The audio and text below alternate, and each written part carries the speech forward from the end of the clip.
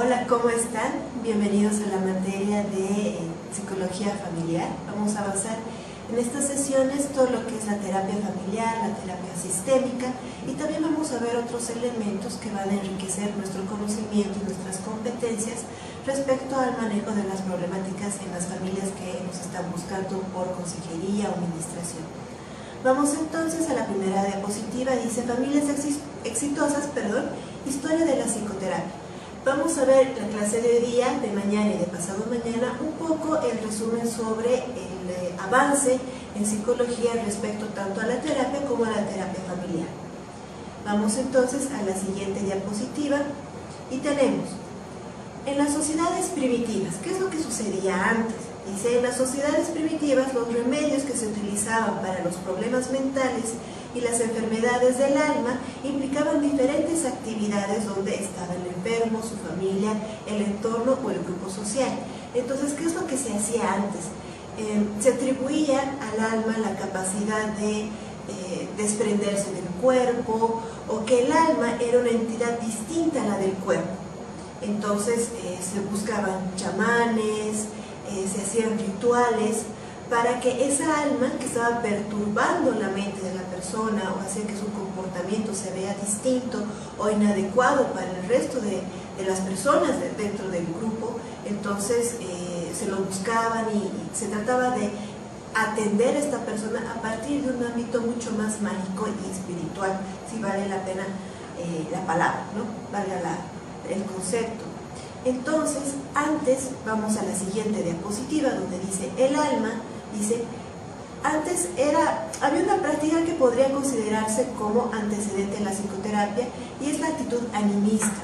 Esto también está en el texto que estamos llevando. La actitud animista es aquella que, ya les he explicado, va a concebir al alma como un elemento diferente al del cuerpo, siendo que en el alma están también los sentimientos, los pensamientos y la capacidad de decidir. Así se veía antes este elemento almático, o lo que comúnmente en psicología también se ha llamado la psique o la psique, ¿sí? Vamos a la siguiente diapositiva. Dice, prácticas para restaurar el alma. Entonces, como se percibía que una persona podía tener un problema almático muy fuerte, una perturbación muy fuerte, entonces lo que se hacía era prácticamente ceremonias limpias, exorcismos, confesiones de pecados a la comunidad o también al río, al agua, también rituales con chamanes. Entonces, en estas tribus o en este tipo de grupos sociales que no tienen tal vez un conocimiento científico sobre las perturbaciones mentales o del comportamiento, atribuían a un elemento espiritual o algo realmente muy abstracto todo aquello que va a acontecer como problema de aprendizaje, tal vez crisis de ansiedad, crisis de pánico, estar con depresión, ¿sí? O tal vez alguna fobia. Entonces todo se atribuía a elementos tal vez muy mágicos que realmente no lograban dar una respuesta efectiva a lo que sucedía, o tal vez respuestas parciales, ¿sí? Eso es lo que se hacía antiguamente. Luego vamos a la siguiente diapositiva. Tenemos en Grecia, ¿sí? Aquí ya hay un cambio, porque bien pasamos de estas culturas o esta manera de pensar y de concebir los problemas mentales y del comportamiento como algo mágico, pasamos ya a los filósofos. Y ellos tenían ideas mucho más claras sobre lo que podía estar sucediendo con la persona. Tenemos entonces a Hipócrates, por ejemplo, dice, la vida psíquica o el alma no era mágica, sino que se situaba en el interior de la persona. Entonces ya ellos no separaban lo que es el alma del cuerpo.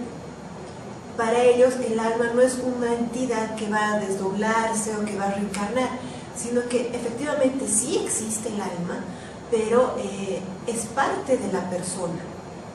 Si bien puede ser todavía tener una connotación abstracta porque no se la puede tocar, el alma no es algo tangible, la psique no es algo tangible, ¿no? Entonces ellos se daban cuenta de eso, pero atribuían los problemas de la persona a que realmente en su historia personal algo estaba sucediendo. Y este también ha sido un gran avance dentro de la filosofía y que es también parte de la psicología, el poder entender que las perturbaciones que solemos tener, nuestros cambios de humor, de ánimo o nuestra manera de pensar tiene ciertas raíces y tiene ciertas razones, no es solo porque sí. Entonces aquí ya empieza con esa manera de pensar y por eso también es parte de la filosofía. Vamos a la siguiente diapositiva y tenemos lo que es la introspección. La palabra introspección significa hacer autoanálisis. Es el momento en el que nos detenemos y decimos, oye, ¿por qué estoy haciendo esto? ¿Por qué dije esto? ¿Por qué reaccioné así? ¿Por qué me puse tal vez tan torpe, tan agresiva? ¿O por qué estoy tan depresiva? ¿Por qué despierto todos los días triste o pensando solamente en esto? Entonces lo que hacían los filósofos antes era aplicar la introspección y ayudar a la persona a que se dé cuenta por sí sola de lo que le estaba sucediendo. Y uno de los métodos que ellos utilizaban era la palabra, es decir, a través de la conversación. Entonces ellos, por ejemplo, los filósofos, Platón, Sócrates, Hipócrates, todos ellos desarrollaron la habilidad de hacer buenas preguntas a las personas para que ellos puedan reflexionar un poco antes de responder y así darse cuenta de lo que les estaba sucediendo y de las razones. Vamos a la siguiente diapositiva y dice, tenemos también la teoría humoral de Hipócrates. Esta teoría todavía la estamos utilizando en el ámbito cristiano. Es la teoría de las diferentes características de personalidad, los temperamentos, ¿no? Si es colérico, flemático, también tenemos el melancólico, el sanguíneo. ¿Sí? En psicología no se trabaja ya tanto con este tipo de perfil de personalidad, sino ya con otros más, pero hay que entender que ha sido también en esta época, cuando todavía estamos hablando de los filósofos, que se ha creado esta manera de pensar y este enfoque.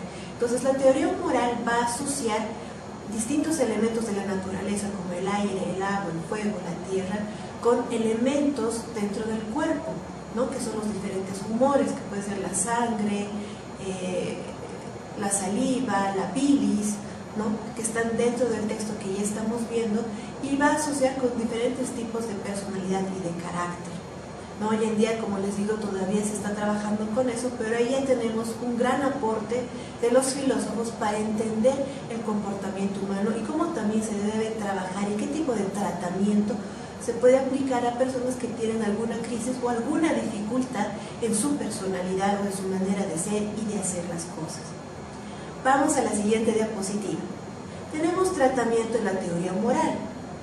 Para Hipócrates, dice, había que hacer el tratamiento a partir de la higiene y cambio en la dieta, ¿no? También algunas veces se aplicaban diferentes sangrados. Este tema de hacer sangrar a la gente ha repercutido por muchos años, casi hasta los años 1800 más o menos, donde se seguía aplicando las famosas sangrías, ¿no? Se creía que cuando se hacía desangrar a la persona, sus males se iban con él. Entonces era una manera que ellos tenían de entender la enfermedad y también la cura, ¿no? Dice en la franja verde, dice, el tratamiento consistía en buscar el equilibrio a través de la dieta y de la higiene. Eso es lo más importante dentro de la teoría moral, ¿no? Evidentemente la ingesta de diferentes alimentos va a cambiar un poco el estado de ánimo, nuestras capacidades cognitivas y mentales, eso es cierto. Entonces, dentro de esta teoría, este tipo de tratamiento tenía sus repercusiones positivas, no hay que descartarlo. Sin embargo, hoy en día sabemos que nuestros cambios de actitud y de comportamiento tienen diferentes razones, tienen diferentes raíces y va a desencadenar también en diferentes síntomas, ¿no? Pero ya tenemos una aproximación para explicar este tipo de situaciones dentro de la teoría de Hipócrates. Vamos a la siguiente diapositiva. Tenemos la Edad Media y dice, en la Edad Media cobró protagonismo la Iglesia Católica con la Inquisición. Ahora bien, ¿qué sucede en la Edad Media? Estamos pasando de la época primitiva a la época en Grecia, ahora estamos en la Edad Media, donde se supone que debería existir mayor evolución sobre el conocimiento y en la comprensión de lo que puede acontecer en las personas. Sin embargo, empieza lo que ya conocemos que es el oscurantismo dentro de la Iglesia con la Santa Inquisición, donde todos los males se le atribuían al diablo.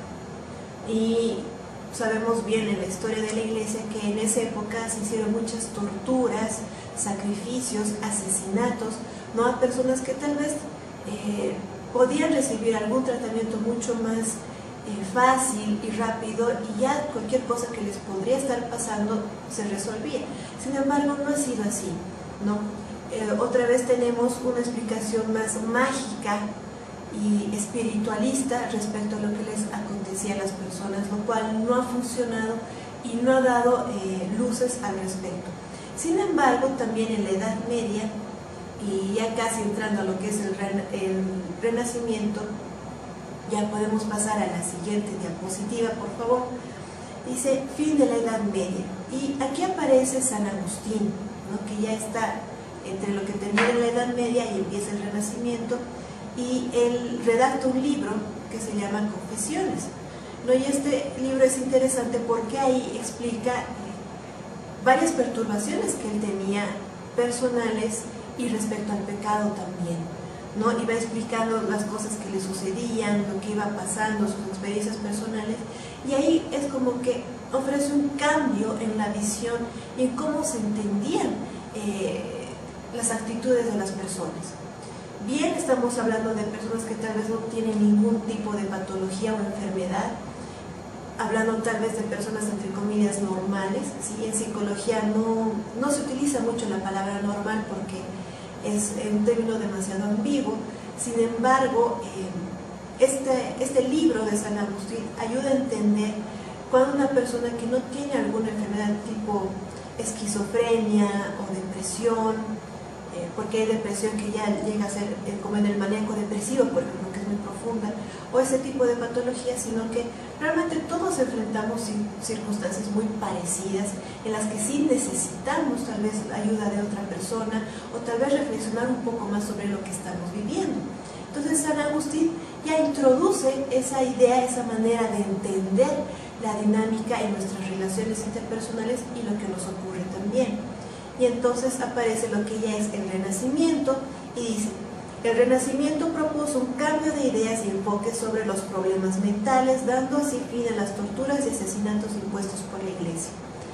También hay que reconocer que en el Renacimiento, todavía ya un poco más adelante, hacia los años 1700, 1800, como les decía, realmente se torturaba mucho a la gente con esquizofrenia, déficit intelectual, ¿no?, a personas con discapacidades, con capacidades distintas, mejor dicho. Entonces se los tenía ellos como dentro de un zoológico, perdón, y se los veía así, ¿no? Eran personas realmente muy maltratadas, que vivían en condiciones infrahumanas, de hecho. Entonces, aquí también hay que trabajar mucho, ¿no?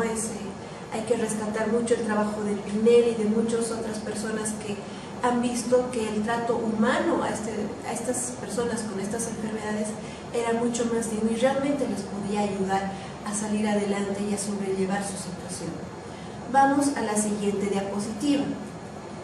Bien, hemos volado un poquito, ¿sí?, el día de hoy. Muchas gracias por su atención. Les voy a pedir que sigan la lectura en el libro de todos estos puntos que yo ya he tocado de manera bastante breve y resumida, dando una visión bastante general de lo que vamos a llevar el día de hoy. Y sí, les voy a pedir que hagan la lectura y también del texto que ya les estoy pasando.